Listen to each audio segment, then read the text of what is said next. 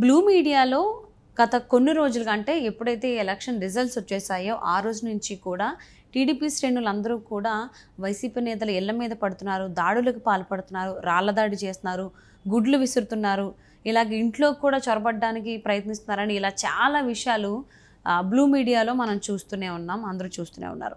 So ఈరోజు ఏంటి అని అంటే గుడివాడలో అక్కడ కొడాలి నాని అలాగే వల్లభనేని వంశీ ఇంటి పైన టీడీపీ శ్రేణులు ఎవరైతే ఉన్నారో వీళ్ళందరూ కూడా దాడులకు పాల్పడ్డారు.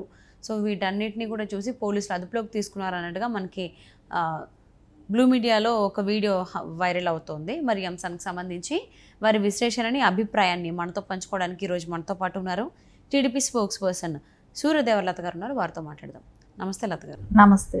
అంటే ఎప్పుడైతే రిజల్ట్స్ వచ్చాయో ఆ రోజు నుంచి కూడా టీడీపీ శ్రేణులు అందరూ కూడా ఈ వైసీపీ నేతల మీద దాడులకు పాల్పడుతున్నారు అని కథనాలు వస్తున్నాయి బ్లూ మీడియాలో, వాళ్ళకి సంబంధించినటువంటి సోషల్ మీడియాలో కూడా. అంటే ఈరోజేమో కొడాలి నాని అలాగే వల్లభనేని వంశీ ఇంటిపైన రాళ్ల దాడి చేశారు, గుడ్లు విసిరారు అని చెప్పేసి అని అంటున్నారు. ఈవెన్ ఇంట్లో కూడా చొరబడ్డానికి ప్రయత్నించారు యువత, తెలుగుదేశంకి సంబంధించిన వాళ్ళు. సో పోలీసులు అదుపులోకి తీసుకున్నారు అని చెప్పేసి అని సోషల్ మీడియా వేదికగా బ్లూ మీడియాకి సంబంధించిన దాంట్లో మనకి వార్తలు వస్తూ ఉన్నాయి, కథనాలు. దీని గురించి మీరు ఏమంటారు? అంటే గతంలో జగన్మోహన్ రెడ్డి 2019లో గెలిచినప్పుడు చేసిన అరాచకం అంతా ఇంత కాదు. అంటే అప్పట్లో కొన్ని ఊర్లలో ఉన్న వాళ్ళనందరినీ కూడా ఊరు ఖాళీ చేసేసి వాళ్ళని పక్క రాష్ట్రాలు వెళ్ళి బతికిన వాళ్ళు ఉన్నారు. వాళ్ళ పొలాలు, ఇండ్లు, వాకిళ్ళు వదిలేసి వెళ్ళిపోయిన వాళ్ళు ఉన్నారు. కొంతమందిని నిర్దాక్షిణ్యంగా చంపిన వాళ్ళు ఉన్నారు.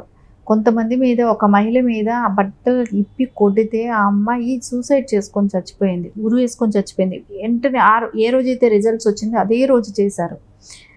ఒక మహిళని ఆ రకంగా ఎప్పుడు అంత దారుణంగా జరగలేదు. ఆ మహిళ తెలుగుదేశం కార్యకర్త. ఆ మహిళని అంత దారుణంగా చనిపోవటం జరిగింది. ఇలాంటివి చాలా విషయాలు జరిగాయి అప్పట్లో.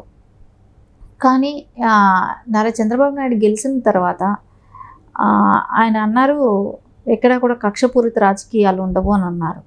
సో అదేవిధంగా కార్యకర్తలందరూ కూడా అదే పాటిస్తున్నారు. సో ఎక్కడ కూడా వాళ్ళు వెళ్ళిపోయి మనుషుల్ని చంపేసేదో కొట్టేసేదో ఇట్లాంటివి ఎక్కడా జరగట్లేదు కదా. సో ఇవన్నీ ఏంటంటే ఈరోజు సోషల్ మీడియా వేదికగా ఏం చెప్తున్నాడు జగన్మోహన్ రెడ్డి? ఆయన ఏమంటున్నాడంటే తెలుగుదేశం వాళ్ళు కార్యకర్తలు మా మీద దాడులు చేస్తున్నారు, అది ఇది అని చెప్తున్నాడు. కానీ గతంలో చేసింది నువ్వు మర్చిపోయావా? గతంలో నువ్వు ఎన్ని అరాచకాలు చేశావు అసలు? అరే బాబు, ఇప్పుడు ఈ మధ్య ఎలక్షన్ బిఫోర్ కూడా ఒక 16 సంవత్సరాల పిల్లాడి గులకరాయితో కొట్టాడని చెప్పి వాడి జీవితాన్ని నాశనం చేయబోయావుగా.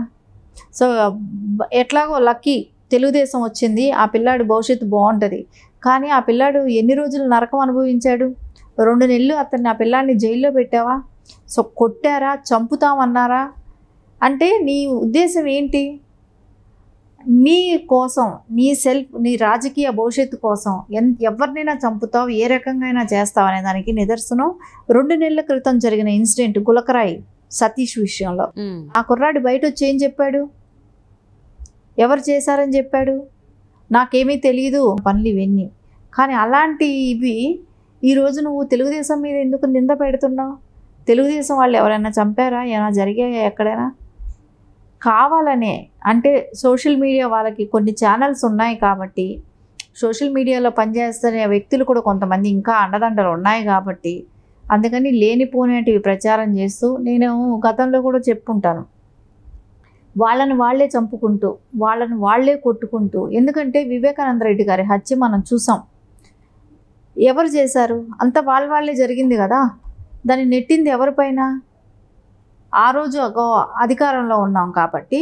సో తెలుగుదేశం జాతీయ అధ్యక్ష నారా చంద్రబాబు నాయుడు గారి మీద, అప్పుడు సీఎంగా కూడా ఉన్నారు, ఆయన మీద నెట్టడం జరిగింది వివేకానంద రెడ్డి గారి హత్య.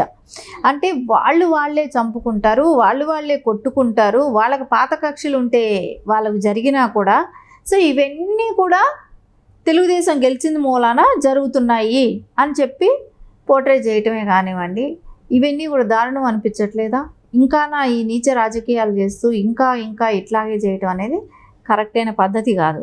ఇకనైనా కూడా వైసీపీ వాళ్ళు గతంలో మనం ఏం చేసాం, ఇప్పుడు ఏం జరుగుతుంది అనేది ఒకటి బేరేజ్ చేసుకుంటే మంచిగా అనిపిస్తుంది. కానీ ఉమ్. ఖచ్చితంగా దీనిలో తెలుగుదేశం క్యాడర్ అయితే ఎలాంటి తప్పులు అయితే చేసే అవకాశాలు అయితే లేవు.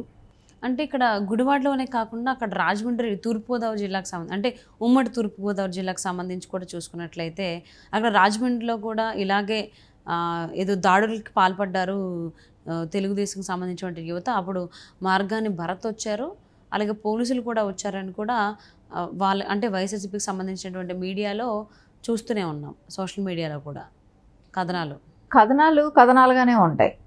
సో అవి అది నిజమా కాదా అనేది అయితే ప్రజలకు అందరికీ ఇప్పుడు అక్కడ లోకల్లో ఇంకా ఎవరైనా చెప్పాలి కదా. సో అక్కడ డిపార్ట్మెంట్ ఉంది కదా. సో ఇప్పుడు డిపార్ట్మెంటు వాళ్ళకి ఫేవర్గా చెప్తుందని అనుకుంటున్నారా? అవ్వదు కదా. సో అక్కడ ఏది ఉన్నా కూడా నిర్దాక్ష్యంగా అయితే ఇప్పుడు పోలీసులు వచ్చారు కాపాడుతున్నారు అని చెప్పి వాళ్ళే చెప్తున్నారు కదా. పోలీసులు వెళ్తున్నారు వస్తున్నారు అక్కడ కాపాడుతున్నారు అని కూడా చెప్తున్నారు కదా ఒకవేళ. సో అంటే పోలీసులు పని చేయకపోతే అప్పుడు మీరు మాట్లాడటానికి ఉంటుంది. సరే పోలీసులు వచ్చి పని చేస్తున్నారని మీరే చెప్పినప్పుడు తెలుగుదేశం వాళ్ళైతే పట్టుకుంటారు కదా. సో అరెస్ట్ చేస్తారు కదా. సో అక్కడ ఎవరు దొరకలేదా వీళ్ళకి అనేది కూడా ఇక్కడ మనం ఒకటి ఆలోచించాల్సిన విషయం. ప్రతిదానికి తెలుగుదేశం వాళ్ళు ఆయన సీఎంగా ఉన్నా బాబు గారే, అపోజిషన్లో ఉన్నా బాబు గారే, ఆయన సీఎంగా జగన్మోహన్ రెడ్డి సీఎంగా ఉన్నా తెలుగుదేశం క్యాడర్ చేస్తుంది, ఆయన అపోజిషన్లో ఉన్నా తెలుగుదేశం క్యాడరే. సో ఇంకా ఈ ఆయన సీఎంగా ఉంటేనే ఆయనకి భద్రత లేదని చెప్పుకునే వ్యక్తి ఇప్పుడు సీఎం కానప్పుడు ఇంకా భద్రత ఎట్లా ఉంటుంది చెప్పండి అంటాడు. ఆయన అన్నాడు కదా, నాకు ఇప్పుడు కూడా భద్రత లేదంటాడు, నా కార్యకర్తలకు భద్రత లేదంటాడు, నా నాయకులకు భద్రత లేదంటాడు. ఆయన సీఎంగా ఉన్నప్పుడే గులకరాయి తగిలించుకున్నట్టు నటించడం జరిగింది. సో ఇవన్నీ చూస్తూ ఉంటే పక్కా ప్రణాళికతో సో ఎలాగో బ్లేమ్ చేయాలి. ఇంకా ఇప్పుడిప్పుడే పార్టీ గెలిచిన ఇంకా సంతోషంలో కూడా ఉన్నారు ఇంకా నాయకులు కార్యకర్తలు అందరూ కూడా. కానీ ఇలాంటి టైం కూడా డిస్టర్బ్ చేయాలనే ఆలోచనలతో సో ఎప్పటికెప్పుడు ఎలాంటి నిందలు దొరుకుతాయా ఏం జరుగుతుందా వేద్దామనేటట్టే చూస్తున్నారు. ఇక్కడ డిపార్ట్మెంట్ కూడా వెళ్ళి పట్టుకుంటారు చేస్తారనేది వాళ్ళే చెప్తున్నారు కదా. వాళ్ళే అక్కడ కాపాటారు, వాళ్ళే వచ్చి తరిమి కొట్టారు, చెదరగొట్టారు, అవి ఇవి వాళ్ళే చెప్తున్నారు. కాబట్టి ఇవన్నీ కూడా ఖచ్చితంగా జరిగే అవకాశాలు అయితే లేవు. ఒకవేళ జరుగుంటే కూడా దాని గురించి చర్య తీసుకోవటానికి బాబు గారు ఉన్నారు. సో తీసుకుంటారు. కానీ లేనిపోని నిందలు వేయడం అనేది జగన్మోహన్ రెడ్డి గారికి ఇకనైనా తగదనేది ప్రజల్ని స్వేచ్ఛగా వాళ్ళ ఆనందంగా బతకనిస్తే మంచిది. ఎందుకంటే మనం చూసాం 2 నెలల క్రితం కూడా ఎలాంటి డ్రామాలు జరిగాయో ఎలాంటివి జరిగాయో. ఎలక్షన్ కోడ్ వచ్చిన తర్వాత కూడా వాలంటీర్స్ సవాల్తో ఎలా ఆటలాడారో. సో రేపు పొద్దున వాళ్ళల్లో వాళ్ళు ఏమైనా చేసుకుంటారు, దాన్ని కూడా మళ్ళీ టీడీపీ మీద నెట్టడానికి ప్రయత్నిస్తారనేది అయితే మనకు ఒక విధంగా అర్థమవుతున్న సిచ్యువేషన్ పరిస్థితి అదే అనిపిస్తుంది ఇప్పుడు.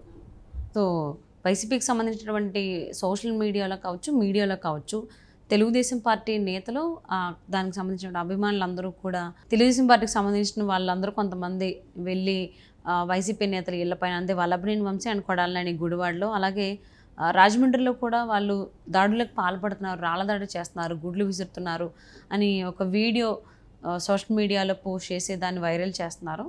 సో ఇలాంటివన్నీ కట్టుకథలని మీరు చెప్తున్నారు. సో మరి